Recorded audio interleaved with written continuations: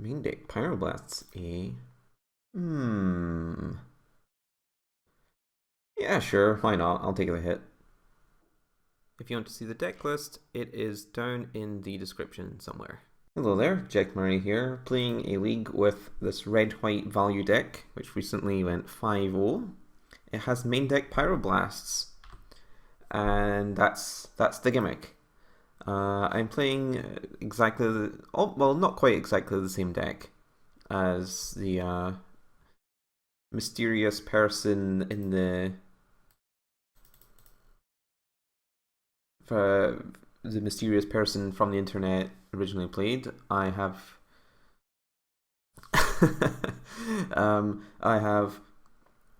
changed a couple of the sideboard cards and added a single Faithless Looting for times where you just want to get lucky and cycle your Pyroblast away in a dead matchup. Doesn't look like it's going to be the case here, however. So it looks like we're against Drake, and I'm feeling like we have like enough like random value things going on that I kind of just like want to dump a couple of Hawks into play to try and get my beat down on. And so returning this Ancient Den is fine, don't have to like slow roll this like Icarel Spring Prophetic Prism stuff any more than we already are, because we're not a fast deck.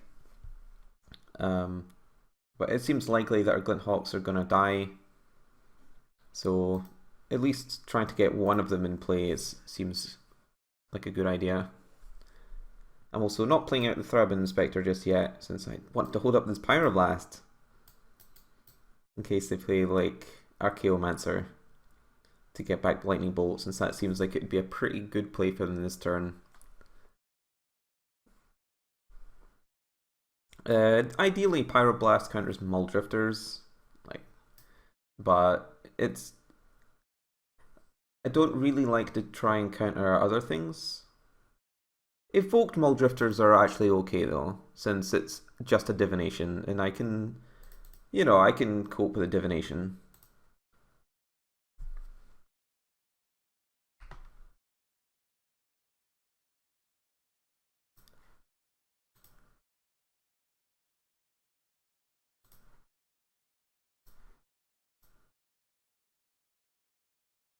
Next question is like, what happens if they've got like a Drake in their hand? So the ideal thing is to like bolt the Drake and like Pyroblast a Mulldrifter, if that's what's going to be happening.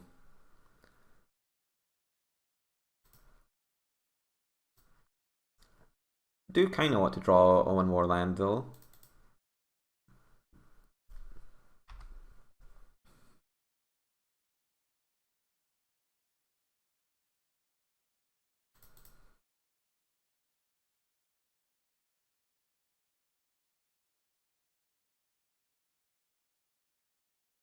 Not exactly sure if we're doing well this game, even though we have a Pyroblast in our hand. We're pre-sideboarded. We're ready.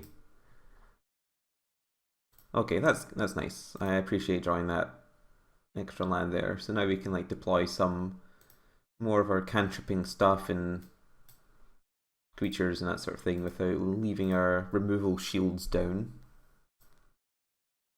Also, there's the thing, if they don't expose their drakes to removal, we will eventually build up to having like a ton of removal just to kill them instantly, which is nice.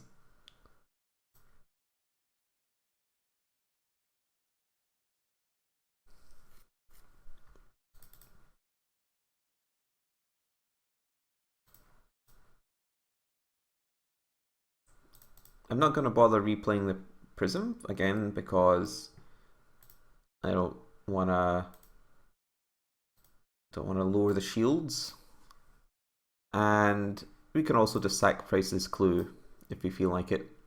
If they just pass the turn and do nothing, then I can sack the clue. Or if they spend the turn raining lightning bolts upon my creatures.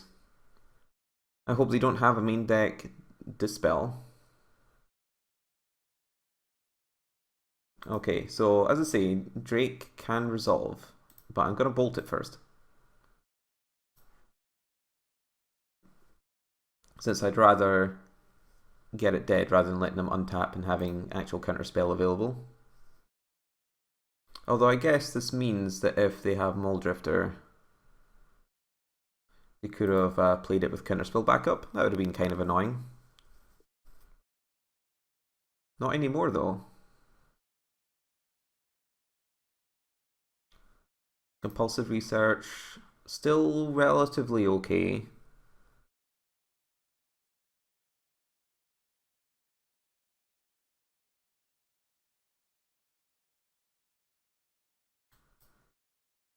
Alright.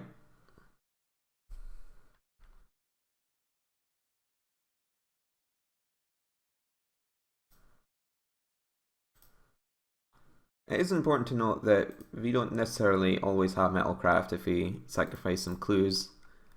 Need to be careful about, you know, going, aha, I have you now, and blasting them and then only dealing 2 damage. That's pretty embarrassing.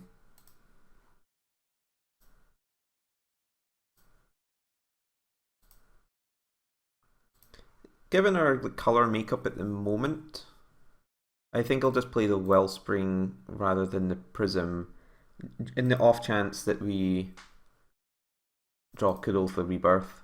There's only a couple in the deck list. And again, I'll just leave my mana up again. We do have Metalcraft right now though, not that it usually matters a whole lot. Except for going to the face.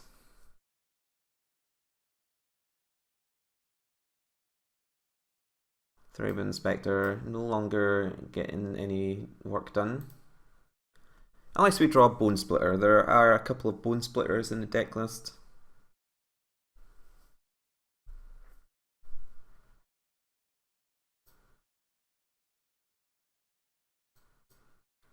So drawing a Bone Splitter would be nice.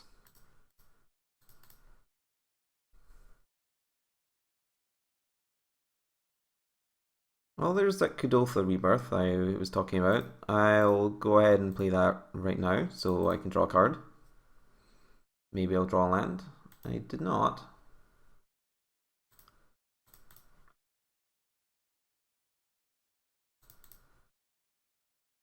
Okay, so we've got just millions of cards in our hand.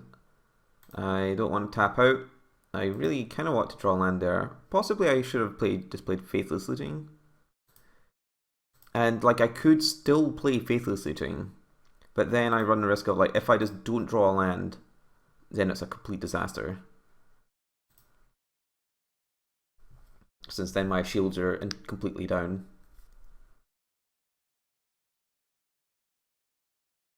This looks like another Drake since they're just tapping a bunch of mana.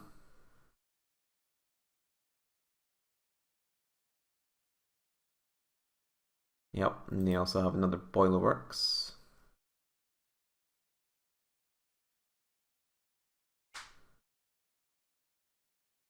So I guess if they have actual counterspell, then we're just dead either way, right?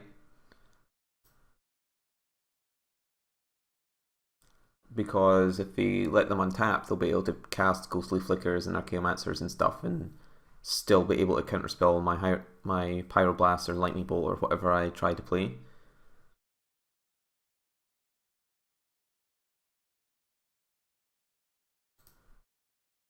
So I guess I'll see if they're going to try and tap in a way that makes it awkward for them to counterspell or impossible to counterspell.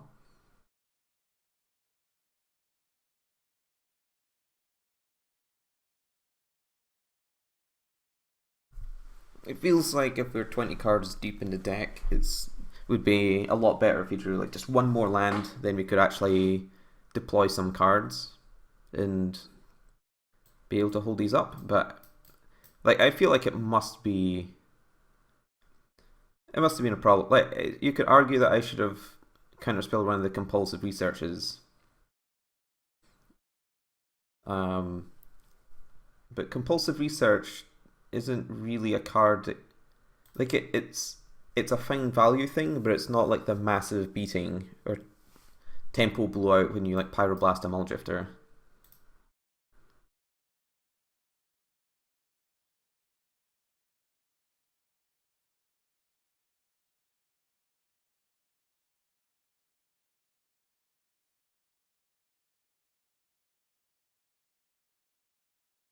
Ghostly Flicker. So this has to mean there's like just a counter spell, right? Is there because yeah, like because once it resolves, as long as they're careful, they can just play Archaeomancer and get it back again. So I guess I'm just gonna cast Lightning Bolt. And yeah, like they had the things. I didn't like because like countering the compulsive research is. Remember, we only just drew the second one.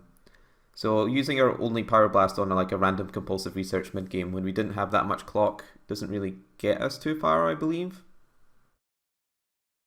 So I'm just gonna concede. I'm not one of the people that makes them play it out and for no reason.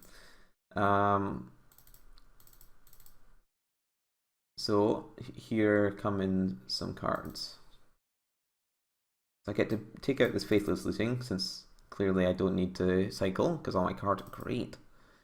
And took out like the expensive removal spell. Like you can say that exile's a thing, but exiling the creatures don't matter. So yeah, let's just try this again.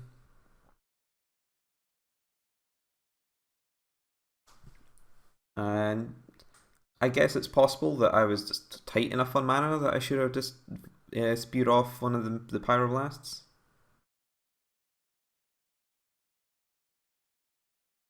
I don't know. I would need to re-examine this game because it feels like ending the game without casting the Pyroblast was a mistake. So yeah, there's only one Boros Garrison in the deck, so it's a little bit unfortunate to draw that there. I think even though I was land light last game, I don't think I can justify keeping that particular land. And we're just so low on action here. We really needed to draw one of these so that these cards actually do something relevant.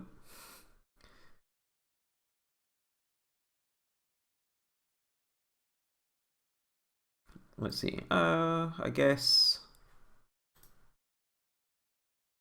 I'll lead with Glint Hawk, since if they're gonna counterspell something, I'd rather them counterspell the Glint Hawk rather than the Skyfisher. This way I can also just play Relic of Progenitus again. As in using my spare mana.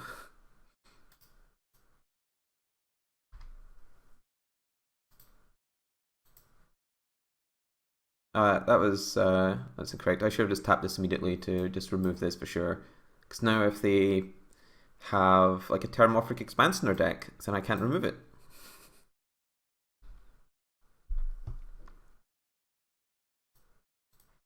Okay, I'll get it.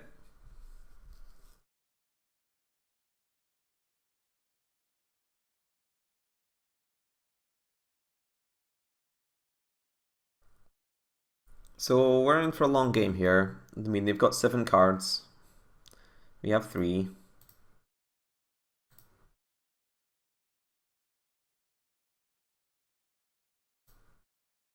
On the other hand, we could just go for the aggro plan here. We could return this Secluded Step and play Kadoltha Rebirth.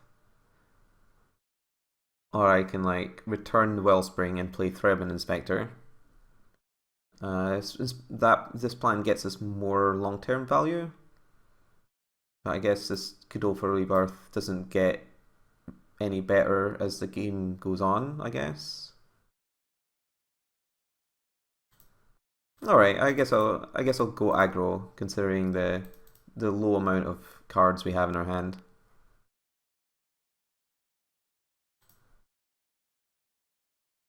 And if we had drawn another land, I would have just kept this for cycling, but we don't.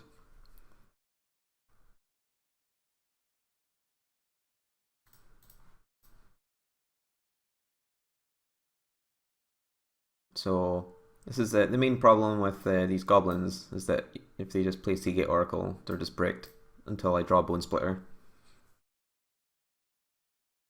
I don't really like Kudoltha Rebirth in general. Like, even when it works, you know, you're getting a Hordeling Outburst, which is a fine card, no doubt, but it's not incredible or anything.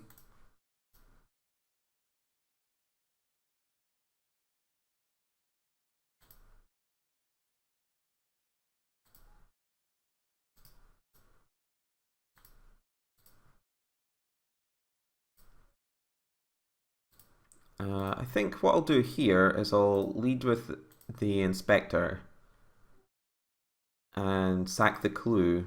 So if I draw like a value artifact, I won't play Glinthawk, because then I can actually combo with it rather than just playing it out and returning like a Great Furnace. Since the aggro strategy I was hoping to do probably isn't going to hold up, since I think they've got another bolt here. They've already killed the Skyfisher. These guys can be bricked at any time. I'm fine with them spending a real card on this 3-bin Inspector though.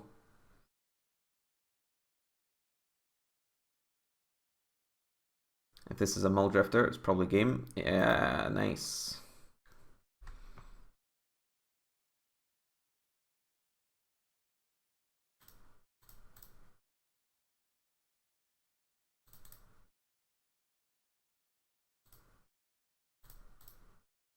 At least we're like valuing some Wellsprings, right?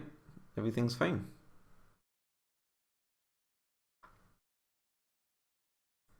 Let's see.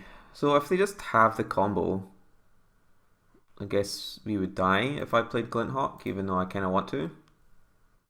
So I guess I just have to not do so. I mean, I can Lightning Bolt this Mulldrifter and get in for 3. But then we're still dead to them, like just Ghostly playing Drake.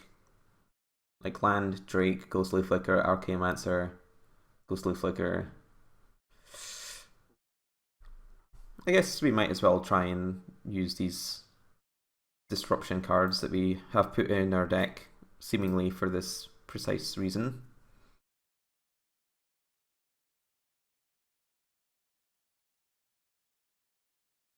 Yeah, sure.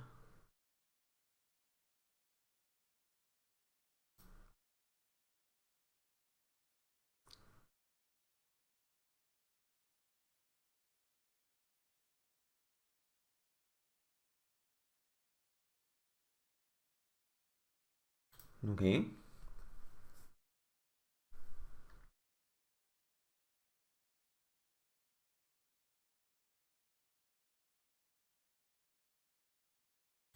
So they've still got, 6 cards in their hand, looking bad for us. Getting aggro with Mulldrifter is definitely a bad sign.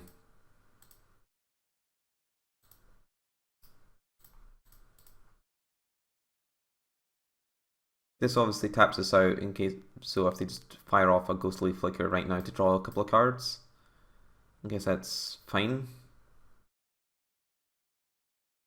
Since they have no way to instant speed Archaeomancer to instantly kill us, the best they can do is get some decent value.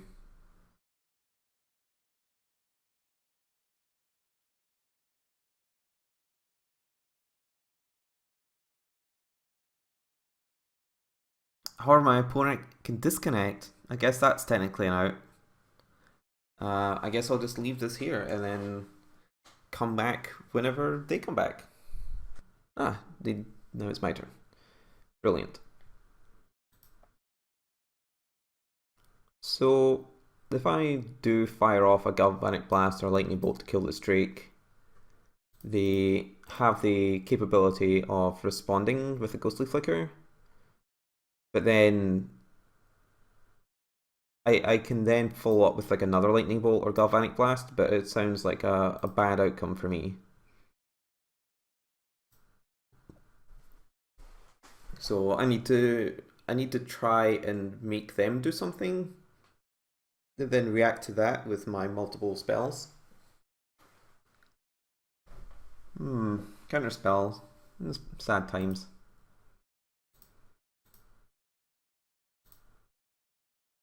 They obviously still have Ghostly Flicker up. This is such a horrendous matchup. Like, I don't think they've been below, 6 cards at any point.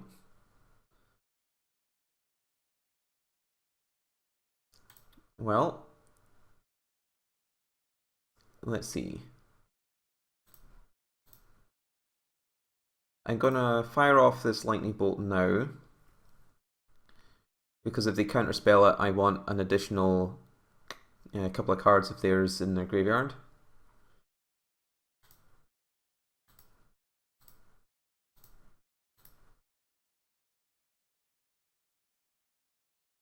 They could easily just have like a Hydroblast or another Dispel here. Alright, so, but now at least I have extra cards out of their graveyard. And they don't get any value from this particular Archaeomancer. I have another Kudo for Rebirth, which at the very least lets me cycle one of these away, even if the 1/1s are not exactly inspiring. And given that I'm about to draw a card for the turn and draw a card from that, maybe I'll draw into something good. I've not completely lost the game.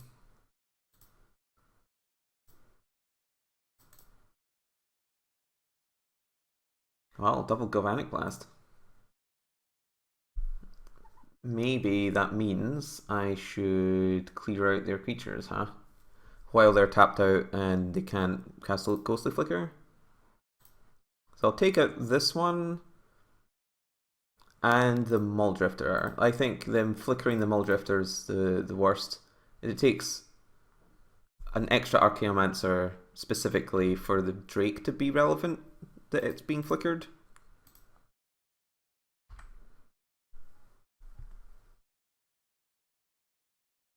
And they're down to a mere 4 cards. And who knows, maybe I'll draw some more cyclers. Maybe I can draw a bunch of those white cards that I have in my deck that very slowly draw me cards. And I guess these will overlap to deal some damage at some point soon, hopefully. This sort of implies they have like a counterspell, which will obviously just negate the next thing I play, more or less.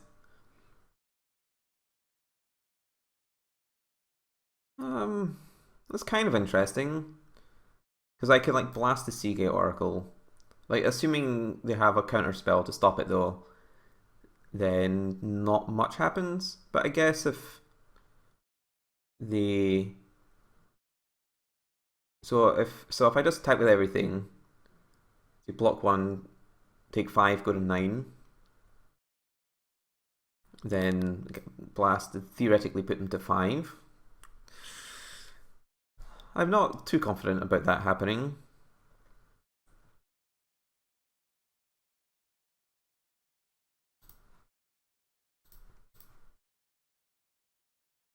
I'm gonna try and ride these goblins to victory, but I do expect this is gonna get countered. Like, if the opponent gets aggressive enough, like overly aggressive, like maybe they've got a few bolts in hand and figure they can chip me out with Peregrine Drake, then finish me. But there are quite a lot of goblins here, so like the overlapping damage, if they only have 1 or 2 blockers, does add up over the course of a couple of turns. No. Okay, so they had another Archaeomancer, or at least they drew into another Archaeomancer. It's a disaster.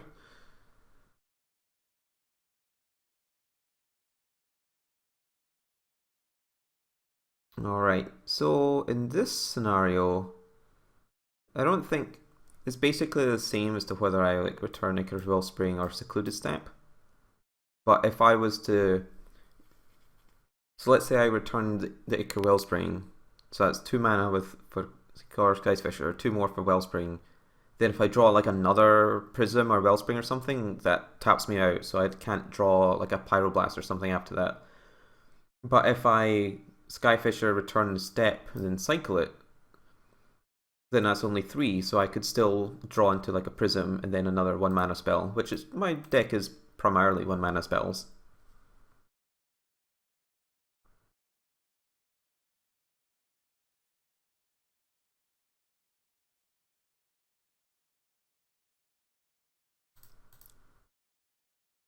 Opponent claiming that I am top decking like crazy. I sort of disagree. But sure. Alright, so that's not doing a whole lot, unfortunately. So, I mean, if they've got me, they've got me. So, I'm just going to attack with everything. They'll take 4.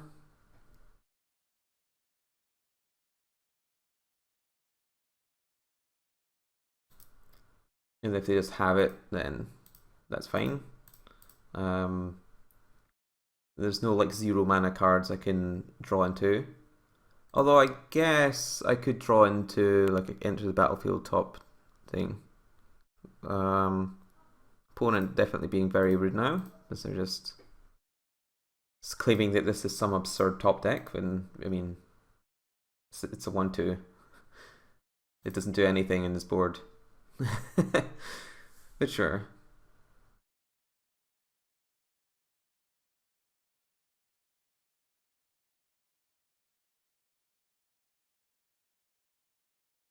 Oh, do you see that? My opponent's clock's going all over the place. It's going up and down. Like down 2, up 1 each time. Okay, is it normalized now? I guess so. It's a bit weird, sure.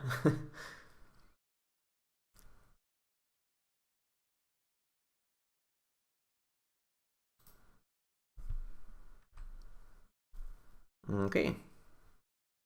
So it's the one of the worst possible lands, is it's not an artifact to boost any lack of metalcraft shenanigans, and it's not a cycling land or a life gain land. So basic planes, basically the worst.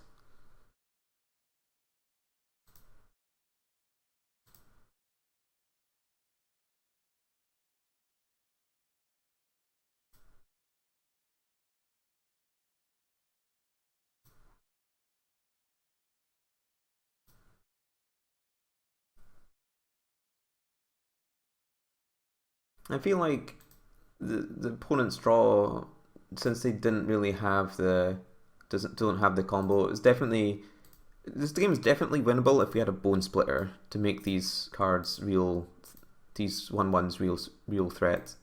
So perhaps it's a consideration to maybe play more.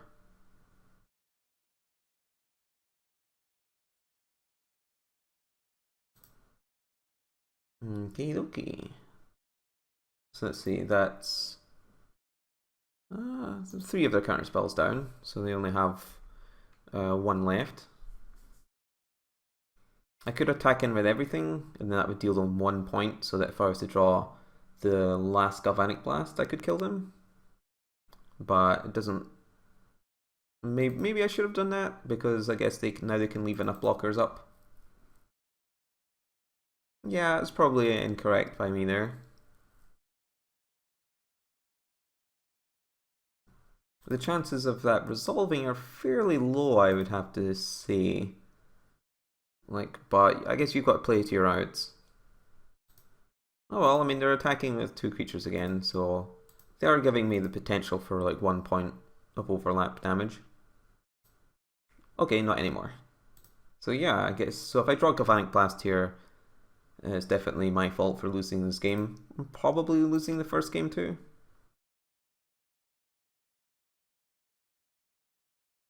Well, it looks like I'm basically dead. So I'll just cast Izzet Boilworks here. And unfortunate that unfortunately we have to lose to someone being a bit mean in chat, but what you gonna do?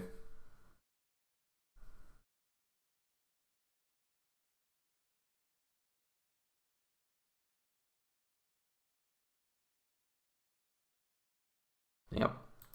Yeah, I figured that this was likely.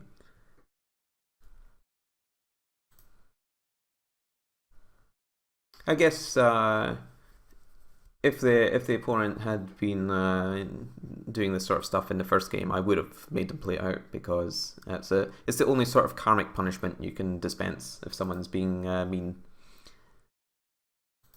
Even though they're, it is in fact probably something they're trying to do to try and tilt me, rather than actually. I mean, it's possible that you think I'm being incredibly lucky while I'm being completely crushed during a game. But when someone's like, "Oh man, you're so lucky," while they're crushing you, it's like, come on, dude, get a grip. All right, so we're dead this game, and we'll come back for round 2.